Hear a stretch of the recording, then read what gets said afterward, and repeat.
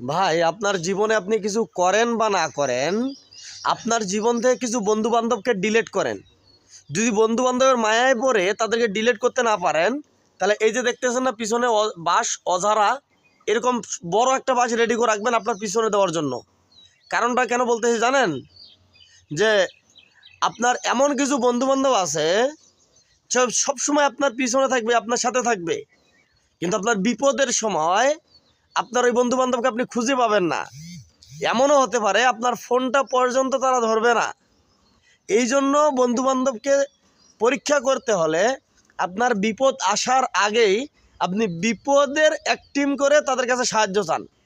দেখেন কে আপনাকে সাহায্য করতে এগিয়ে আসে। যে সাহায্য করতে এগিয়ে আসবে সেই প্রকৃত বন্ধু। আর যে তালবাহানা করবে, আপনার ফোন রিসিভ করবে না, আপনার আশেপাশে আসবে না বিপদের সময়, বুঝতে হবে সে ধান্দাবাজ বন্ধু। তাকে আপনার জীবন থেকে ডিলিট করেন। নতুবা এই যে বললাম, এই যে বাস বড় বড় একটা রেডি করে রাখবেন আপনার পিছনে দেওয়ার জন্য।